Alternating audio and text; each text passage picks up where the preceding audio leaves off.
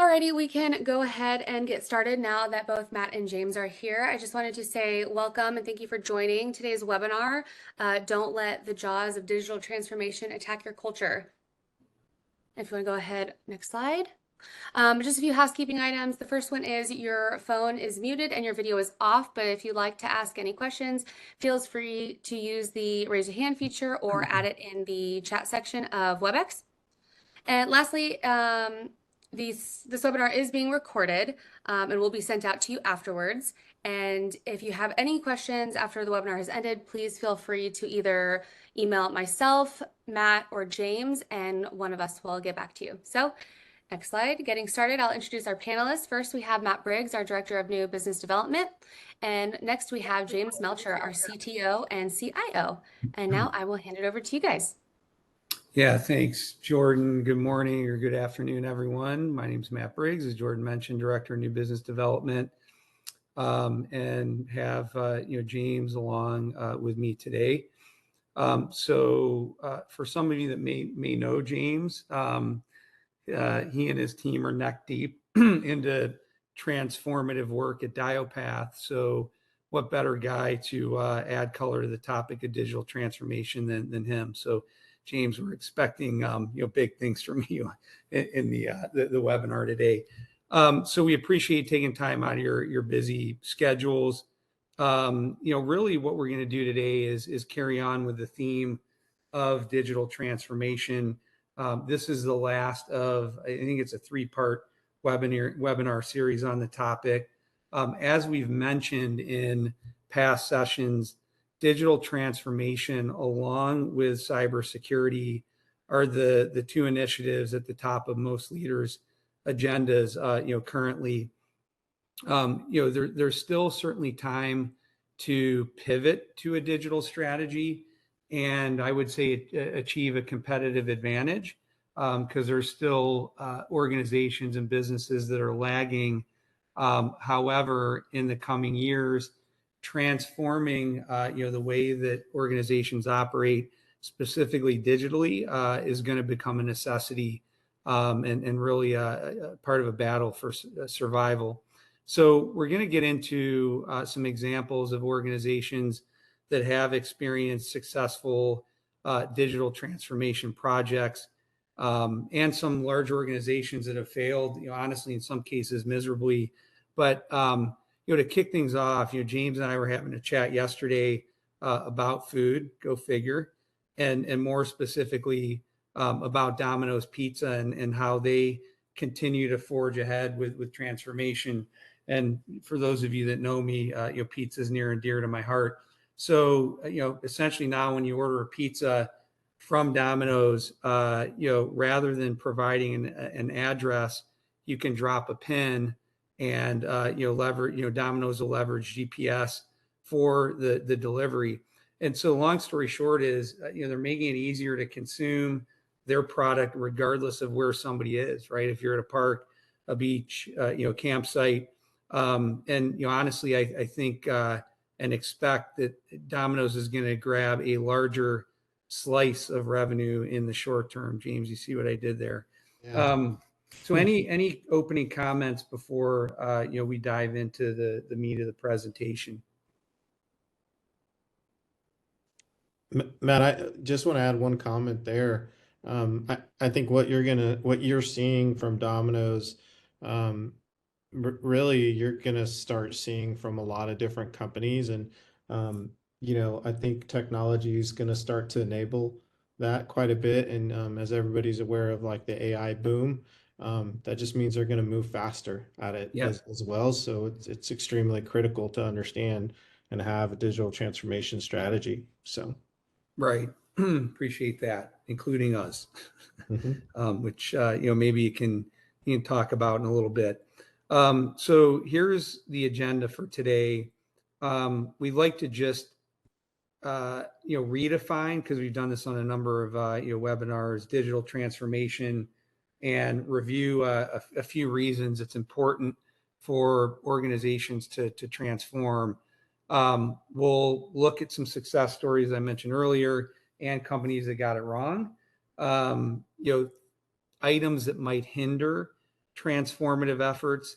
Then we'll turn our attention to whether an organization is ready for digital transformation, along with how IT maturity and executive leadership are critical to the success in the process. And then lastly, we'll talk about the importance of having a feedback loop in the transformative process, because oftentimes if there isn't the ability to get real-time feedback in tune, then the project is doomed from the start. So as far as the definition, so digital transformation refers to the process of using digital technologies to fundamentally change how businesses operate, deliver value to customers, and interact with stakeholders. It involves adopting new digital tools, strategies, processes to improve efficiency, enhance CSAT, and stay competitive in this digital age that we find ourselves in. I'd say in simpler terms, digital transformation is like upgrading the entire operating structure and system of an organization, and it's using technology that's there and new tech to work better, faster, and smarter. So ultimately, the goal of digital transformation is to leverage the power of these technologies to drive innovation, streamline ops, and again deliver more value to the client. And so, I mean, I think that's it. But ultimately, digital transformations using tech as a catalyst for positive change, evolution, and growth. So James, thoughts here, or should we forge ahead? Yeah, just one thing. I think really, just from a digital transformation perspective, it's just the way that people are going about it, right? So, I like your comment on upgrading the operational structure, but it's also refocusing it. I think people get really stuck in silos of I'm going to build the organization this way, and they run it that way, kind of in their own little ecosystem. But all reality, with the way that the technology is going and how fast it's going, you have so many different disruptors. You have so many different, kind of new tech that's coming out, that really it's how can I do better for our clients in this digital age, which is really forcing the digital transformation, the way companies look at their business differently, what they want to accomplish. They're innovating on the front end more than what I would say traditionally in the past, because the tech's allowing them to do it quicker. Now what that means for the rest of the organization is they have to keep up as well, and they have to be able to manage those technologies, those new processes, to be able to operate at that speed and shift and kind of I would say be more nimble with their business practices as well to keep up. So Yep. Absolutely appreciate it. And you guys can see my screen okay, right? I wanted to just change the version of the Prezzo. We okay? Yep. Okay. So let's talk a little bit about why digital transformation is important. So I think first and foremost, and we've talked about being in this new digital age, and it is a digital driven world. Businesses need to adapt to changing really customer expectations and behaviors. Embracing digital transformation allows organizations to meet customers where they are. And I know that's conceptually, but back to the example of Domino's, literally like where they are, making it easy to consume products and services, delivering personalized experiences, and staying relevant as the marketplace rapidly evolves. So I think that's important. Digital tools and automation can significantly improve operational efficiency and productivity. So, for example, because we're in part in the service desk and help desk arena, we leverage a number of self-serve capabilities to speed up cycles to get requests done, for example, and transforming as a business allows us to do that. And we help other organizations as part of our service delivery model do that as well. We talked about this a couple sessions ago. Really dug into data-driven decisions rather than making decisions based on gut, feel, intuition. And I know that was more of the thing of the past. Digital transformation facilitates organizations to collect, analyze, and leverage these vast amounts of data sets. So by using analytics, insights, businesses can make informed decisions, identify trends, understand client preferences, and uncover opportunities for growth and optimization.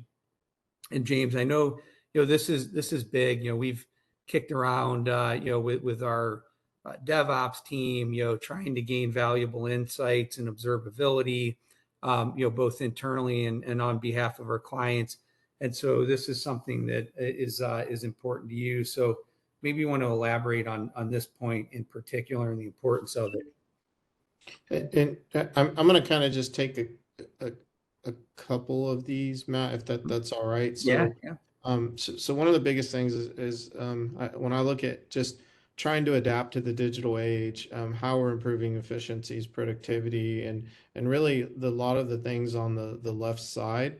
I mean, at the end of the day, really what we're having to be able to, what we need to be focusing on is the requirements of the organization and what's really driving it. So that when we're doing that we're making the right decisions, and then that really goes into the data-driven decision-making process. So I know we'll touch on this in a couple of slides, but really what makes or breaks the digital transformation initiative is really understanding the requirements, where things are going, making data-driven decisions to really enable and make the organization more innovative.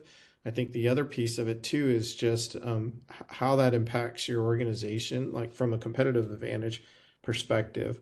The other items I think that really go into that too are just what does it do for the business, right? Not just the business resiliency, but really what it does is starts to remove the silos and walls within the organization to be more collaborative and let data flow more in a more fluid manner across different business units. And the importance of that really, right, of what that creates is more tightly integrated business units, a better governance model around data, so data-driven decisions can be made, and the outputs really become the things on the right side. So a different approach to your question, but wanted to really address the items on the slide. Yeah, thank you. And I think the resiliency piece is important because we saw that. And again, I know pandemic is kind of played out. People are done with it, but there's issues that happen like that, major events, or maybe it's a market transition in a vertical that is disruptive. And I think the faster organizations embrace digital transformation, they they can move away from these traditional models and be better equipped to navigate those disruptions and continue on with business as usual. So thanks for the color there. Yeah. Okay, so let's talk about some success cases that I would imagine most of you are familiar with, even the underpinnings of what's going on. And I guess king of intended puns today, Amazon's a prime example of getting digital transformation right. So think about it, right? Humble beginnings of an online bookstore. It's transformed into a global e-commerce giant. Love them or hate them, and really by embracing digital technologies and continuous innovation, I think they've been really good at that. So Amazon has clearly disrupted the traditional retail models by putting that data, the data analytics to use, providing personalized recommendations, and allowing for the seamless online shopping experience. And so it got that right, and then didn't settle, expanded, as everyone's aware, into cloud computing, and we know the market share that AWS has in the public hyperscaler space. It got involved in digital content with Kindle with Prime, and then ultimately voice enabled devices. And I'm sure there's something else that Amazon's going to leverage to get their hooks into us as consumers. But I think that's an interesting case. And then Netflix. Netflix transformed. I mean, they disrupted, I'd say, the entertainment industry just in general. Even when they were on the DVDs and mailing them out. So that rental service, but then ultimately making the pivot to the streaming platform. So by embracing digital technologies, cloud infrastructure, data-driven insights. So you'll notice there's some recurring themes here. Netflix was able to disrupt traditional, television and movie distribution models. And again, back to that personalization, recommended, algorithms and on-demand streaming services. I think, long story short, Netflix has changed how entertainment is consumed, forever. Starbucks is an interesting one, right? I mean, they sell beverages, they sell coffee, but if you look at a major retail, chain and operation, they've enhanced customer experience through, digital transformation, the mobile ordering, payment through its Starbucks app, allowing customers to order ahead, skip the line, to satisfy their value clients. And I think they've done a really good job, again, in collecting data and marketing in a personalized manner. So they've seen customer engagement go through the roof. They've seen increased revenue. And then lastly, and this isn't obviously an exhaustive list. Can I touch on that one really Yeah, quick? yeah. Starbucks one. So just a couple comments on just digital transformation. And so digital transformation is not new, right? It's something that's been around. I think really the examples you're giving are some of the best use cases, right, from larger organizations that did it earlier, right, in kind of the early maturity of digital transformation. One where you see, I think it's the reason it's so, I guess, in your face at the moment right now is most organizations that are not this size, that are the middle market, are being forced through digital transformation without understanding and knowing that they are. So, Mhm. and I'll give an example, and I'll tie it back to Starbucks. Dutch Bros, right? If people know them as a competitor now to Starbucks. They have more of an innovative and optimization type mentality to digital, to kind of transformation. So they're disrupting the market by having smaller menus, having less real estate, right? Faster, quicker coffee to market. Their growth is significant, right? So I'd say one of the biggest and most critical things is, and I know we're going to touch on this later too, is digital transformation is a process, but it's also it is something that is a program and needs to continue on in the organization to stay relevant. And really what that morphs into is an innovation and optimization team or department within the org to perpetuate digital transformation. If not, that's where you see disruptors come, or other competitors come into the market and really shift and be able to be more nimble than some of the larger organizations. So just one key thing I wanted to point out there. Yeah, thanks, James. And then there's Tesla, right? And regardless of how you feel about Tesla and Elon Musk, I know both company and individuals, a little bit polarizing. They've been at the forefront of transforming the auto industry, not just their business using these digital strategies, integration of advanced software, connectivity, autonomous capabilities. Long story short, they're set out to change the driving experience. Things like over-the-air software updates allow for enhanced vehicle performance. I think just calling out the fact that they rolled out their supercharger network to make it easier to choose an EV, and Tesla in particular. And I think the point that we're trying to hammer home here is, and it will come up later, there is this fixation on the tech, right? What speeds and feeds and cool stuff can we deliver to the market? But if you look at all these examples, they were very much these organizations outwardly focused and trying to figure out how to satisfy a market a little bit differently, and ultimately their clients, and gain more wallet share and loyalty, and simplify the consumption of their services or products. So I thought that was pretty interesting as we step through this. So some stats. I've always thought this was pretty telling, and you'll see different percentages, different failure rates and success rates. One that's floating around is it's a major initiative of 90% of organizations, right? So that's significant. However, depending on industry and scenarios, only 10% to 35% actually succeed. And the amount of money that's wasted annually on these DX engagements and projects is significant. I mean, it's over $1 trillion.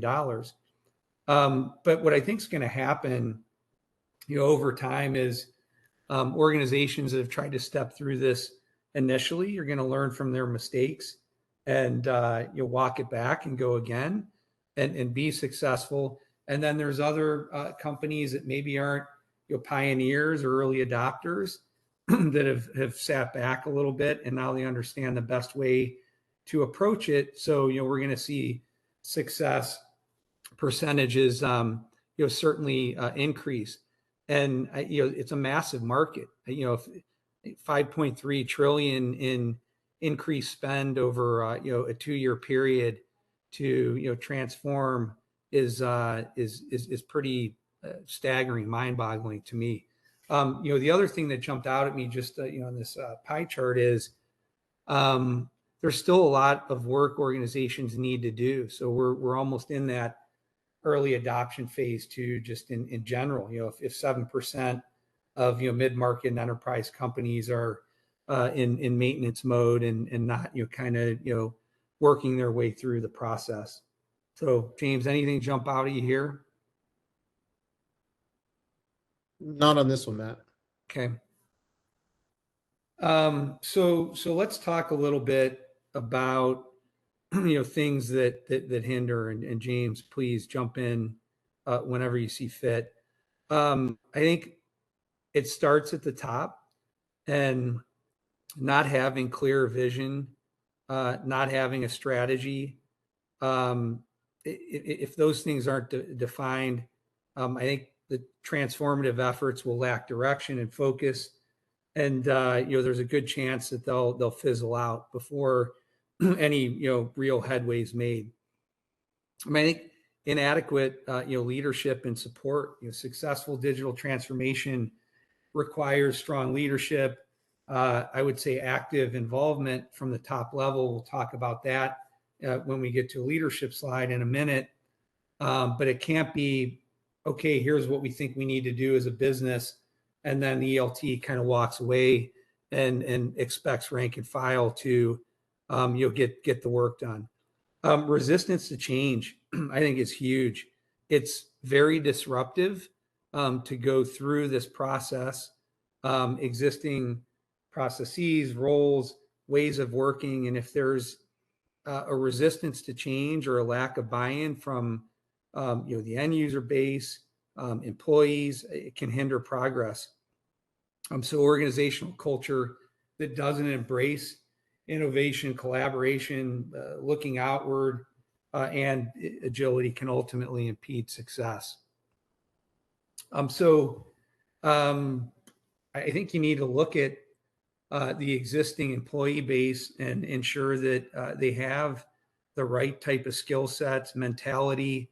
The right people are in the right seats, and if not, bring folks in.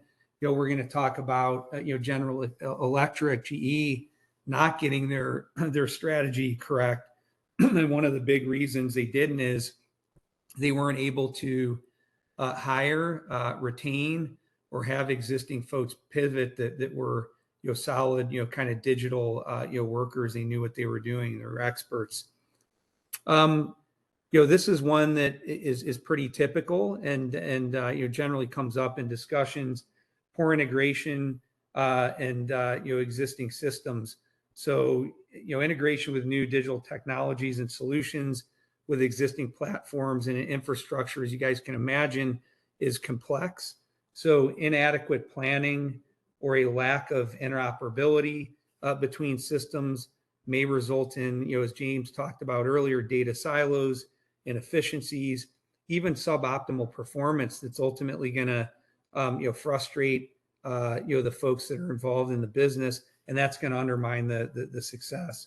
So, James, any points on, or any comments on these points? Yeah, I'll make a couple, and so lack of clear vision and strategy. I'll just use the common quote of "a dream is just a dream unless you have a plan," right? So, and really when we talk about a clear vision and strategy, there has to be a very concise, a very collaborative decision on what the organization is trying to do, and when they're trying to do it, because a lot of people think digital transformation initiatives are, sad to say, 6 months, 1 year long. Some of these are 3, 5, even longer. To Matt's point earlier, they are a rebuild of operational structure, reorganization of departments at times as well, new standing up of new departments within the organization to really support the transformation initiative. So understanding that there is a level of maturity that is required across your organization. There's a massive communication plan that's needed in your organization. There's also investment that is needed, and understanding that there is a cost to do this with an ROI that's not within the first 6 months, right? I think that's a misconception. I like to say it's like a J curve. You're going to invest X amount of money into it to come out higher on the other side. But a lot of individuals think that it's just a straight line up, right? So that's something I think that really needs to be clearly understood. And then the leadership and support. Sometimes the leadership and the teams that are required to get this done are maybe not the ones that are there today.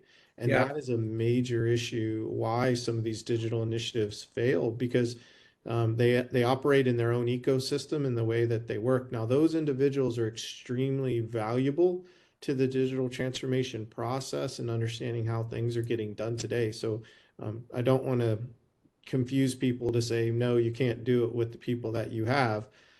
They just might not be the right individuals to lead the initiative, but they are definitely valuable from the standpoint of understanding how the business works and what needs to be done as well. So, and then from just change in organizational culture, this is a change of collaboration, sharing of data, sharing of ideas, changing the internal view of the company to not be just reactive, but being innovative, and empowering individuals to have, the ability to provide ideas, provide inputs. Like, I'll go just to kind of a minimal thing of, people implement RPA. Well, they're like, oh, we're going to implement RPA, but we're not going to talk to the people that are actually doing the work today. We're just going to try to automate it. They tend to fail and do it over, and there's cost overruns with that, right? So you have to be able to understand what you're doing at a certain process level, procedures to implement things like that to really transform the organization. So it is a culture of collaboration and innovation that you're shifting to. And that's critical, right? That also helps with the talent and skills piece. But at the end of the day, it is requirements gathering, understanding what you need, understanding you will be removing silos. Ownership of data is critical, not necessarily ownership of systems. So the same teams that might use some of the applications out there might not be the owner of the data or the APIs or the integrations. It might be another separate team, but the message that gets delivered to say this is why we're doing it, and here's how it benefits the organization and everybody else is critical. So I could go on data management and governance, but you can kind of get where I'm going with that data portability piece and where it's critical to have an owner there. And then really, I could probably go on about the agility piece as well. But hopefully from, some of the comments I just made, you can kind of see why, what hinders some of the digital transformation efforts and really what needs to be done properly to make sure you avoid those. Right. Yeah. Thanks, James. And I think back to your comment about the dream, right? If there isn't clear vision, there isn't strategy, then I think that's an important takeaway. The other thing, again, back to emphasis on technology and neglecting people and process. We've seen that as a pitfall.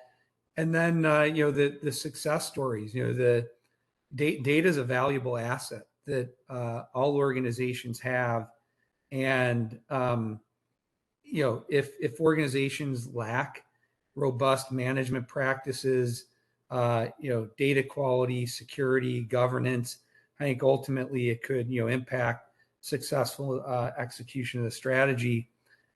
Inaccurate or inaccessible data it will also undermine the process as well. So that's a recurring theme. So a couple of things that jump out at us as we're in the field. So all right, let's look at some failures. Blockbuster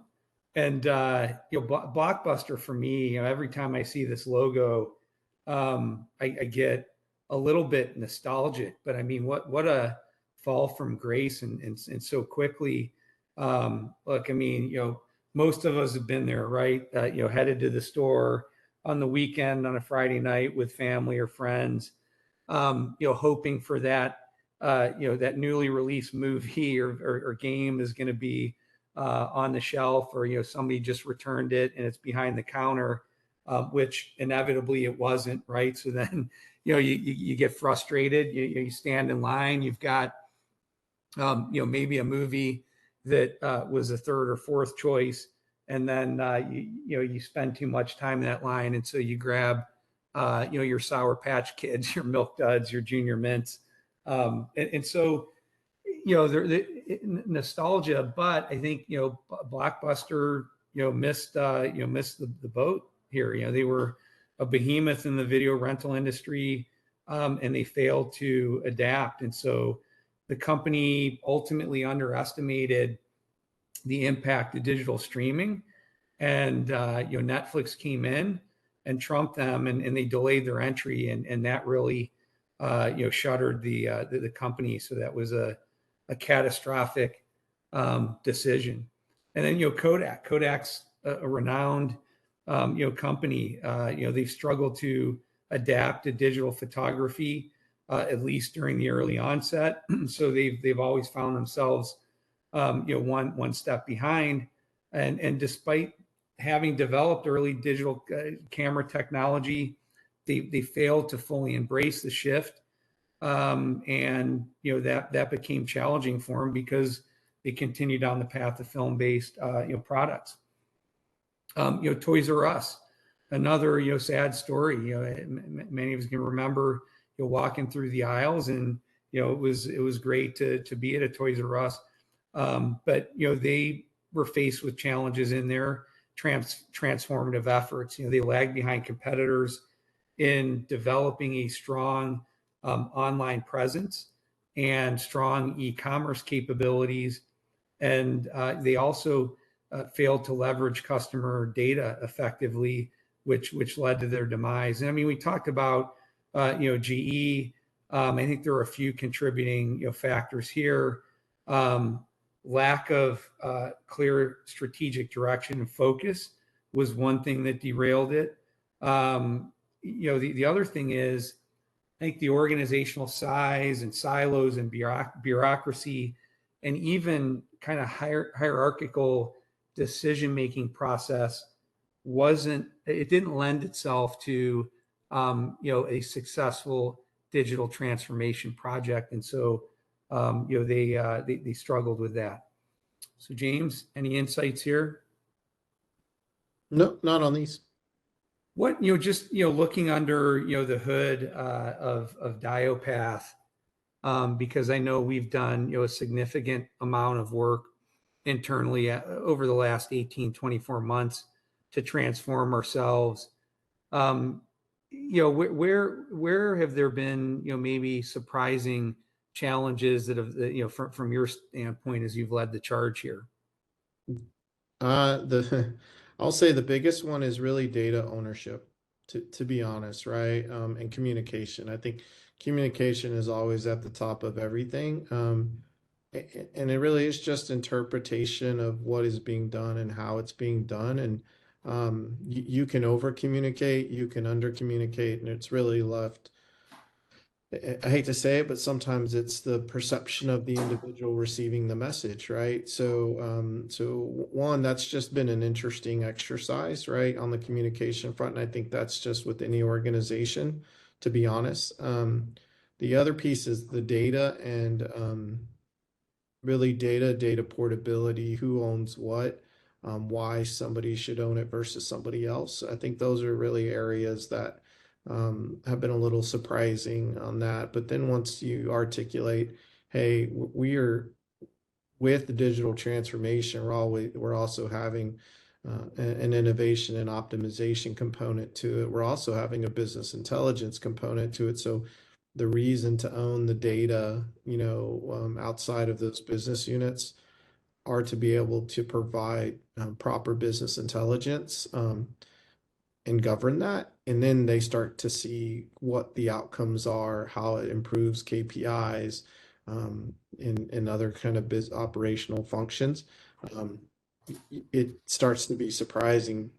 People are chomping at the bits to be in the next meeting, right? To go through some of those type of things. So those are just two areas I would say that have been a little interesting. So yeah, thanks for the insights. So is an organization ready to embark on digital transformation?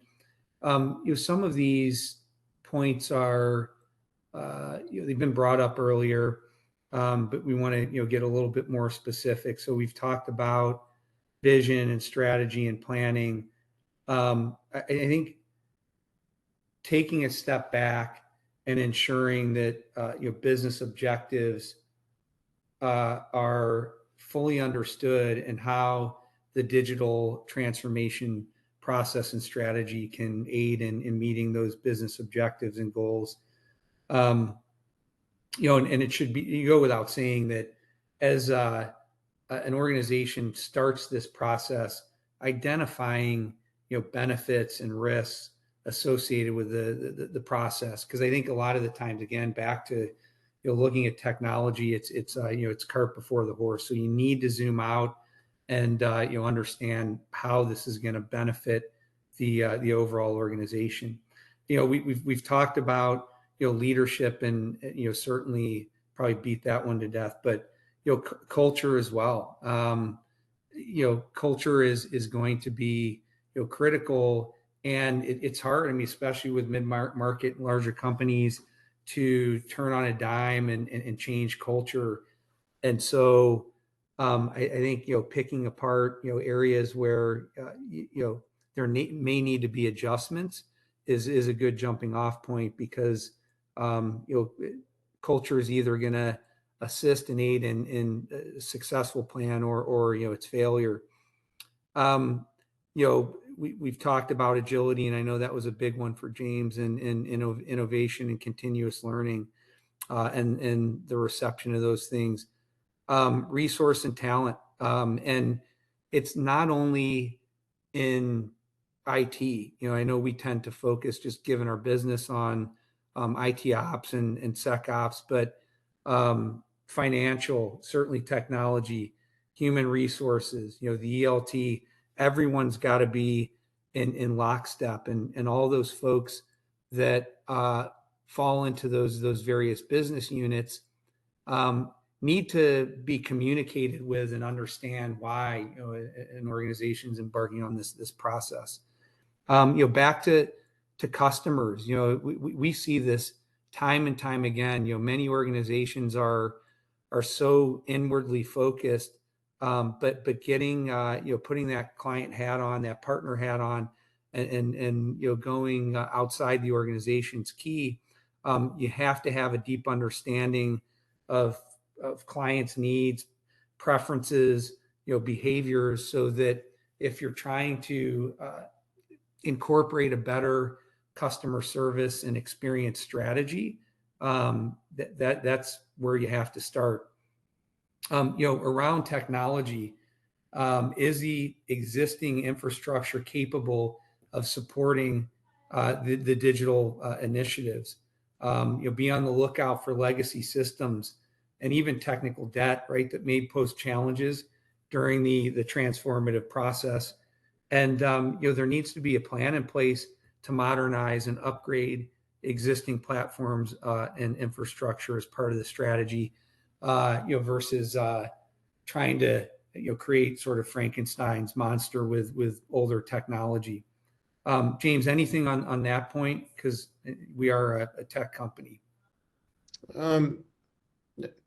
Not necessarily. I mean, I kind of, I'm going to lump all these together, right? When we talk about organizations and are they ready?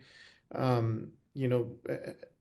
think one of the biggest things when you talk about just objectives and strategy is not having such a laser focus on that internal view. It is an external view. Why are you doing it for the client? What is the competitive advantage of what you're trying to do, and keeping that in mind when you're looking at when you're really looking at that customer focus piece, because that will drive kind of the technologies that you use, what you're doing, how you're doing it, how the data is going to change, and really the strategies around data and security. And then really just collaboration and the partnerships associated with that.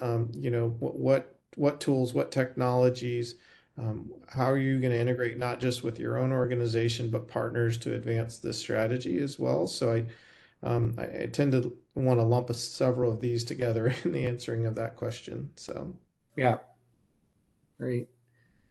Thanks for that.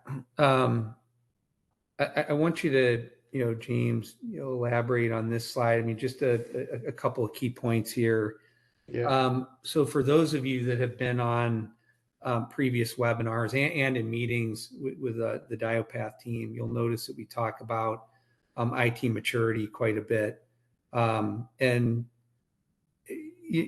operational maturity is important. When you start thinking about tackling a digital transformation project, right, there needs to be a collaborative environment that's being fostered, and so when teams are working towards a common goal, generally success happens. Knowledge sharing, innovation, problem solving. Really, we want to enable teams to deliver high quality solutions. So that's a trait of a more mature organization. I think an organization that values learning and professional development. I mean, it's easy to say, hard to implement. It encourages employees to acquire new skills, stay updated with industry trends, and pursue ongoing learning opportunities. Ultimately, that's a sign of an operationally mature organization. Agility and adaptive mindset. One of the trademarks of operationally mature companies is employees are empowered to make their own decisions and take ownership of their work.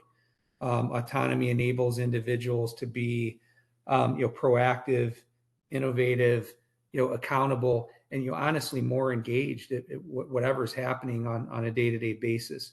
Again, customer-centric approach. I think a lot of organizations talk about how they value clients, but I don't know if that's honestly always the case. Effective communication is key. I think having one eye on change management and risk awareness. Again, mature organizations tend to be really solid. And then lastly, diversity and inclusion. Right, it's found within organizations that have a higher level of maturity. These organizations value diversity and promote inclusion, and recognizes the importance of diverse perspectives, experiences, and backgrounds that drive that innovative engine and problem solving. So I'll flip it over to you, James. I mean, this is a slide that I know you helped build out. Yeah, I think that the purpose for the slide is really just kind of goes back to that, a dream is just a dream without a plan is what most organizations have to work towards, is a certain level of maturity. And we talk about this on the managed services side, is not all organizations are mature enough to take on an MSP or a managed services provider.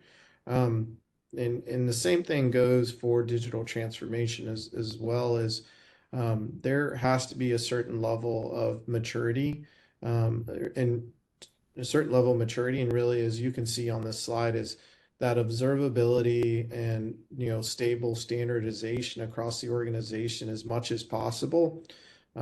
It is really required to start that digital transformation or move more towards that transformational step, or start towards digital transformation, right? So you have to get out of the reactive and chaotic states. You have to understand what type of projects are coming in. You have a standard way of supporting the organization, or some standard processes and procedures across the organization, because if you don't have those, the digital transformation is going to take way longer than what people anticipate, right? So now you're developing net new processes versus modifying, right? And that is a project in its own. So 2-year process turning into 5-year process, and potentially never ending transformation initiative, right? That's really where a certain level of operational maturity is required to really move forward. And so, and you can take advantages of some very key items. So if you are in that stable standardization, you're able to start implementing things like AI and ML, as long as you have strategies associated with those to push towards digital transformation. So those are critical. Not having standardizations or some form of documented process procedures tend to break, like AI, or not all AI, but AI, RPA, or ML type initiatives that are really trying to push you more towards digital transformation. So and then that's really what this image is showing, is there is a progression or a maturity level that's associated with digital transformation. Right. Thank you, James. So let's talk a little bit about leadership. And again, we've touched on a few points about setting vision and strategy. I think certainly leading by example. So it's not as simple as dictating that an organization needs to march down the path of this transformative process and then step back and watch the work unfold. And so, I mean, I think, the executive leadership team needs to create a supportive environment, right? Culture of experimentation, learning from failures, and not getting their head cut off, right? If somebody does make a mistake, that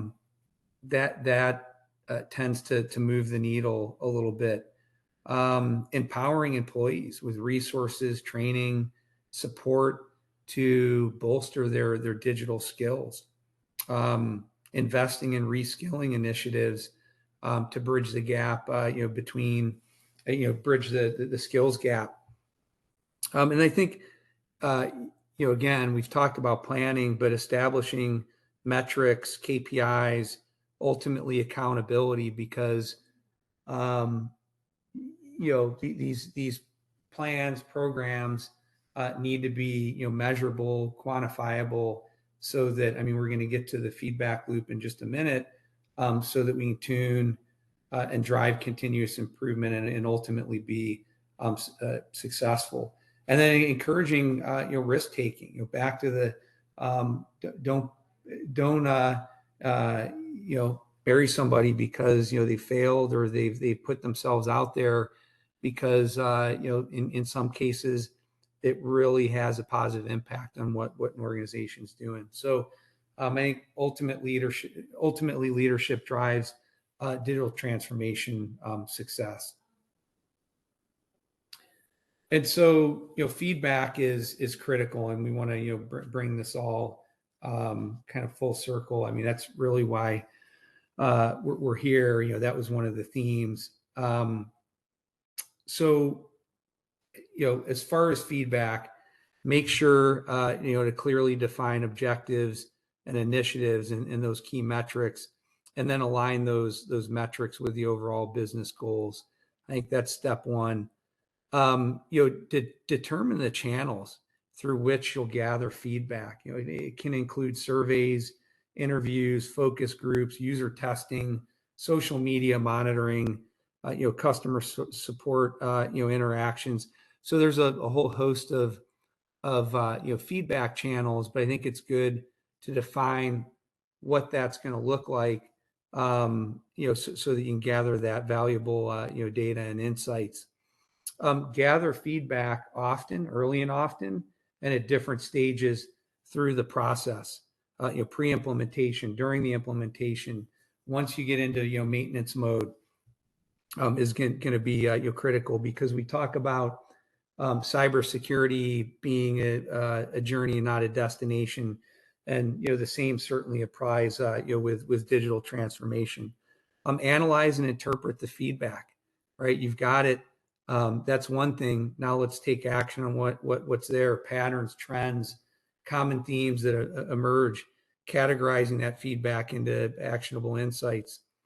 And then continuously monitor and the progress of the engagement, iterate, adapt, and then ultimately, I'd say, over communicate.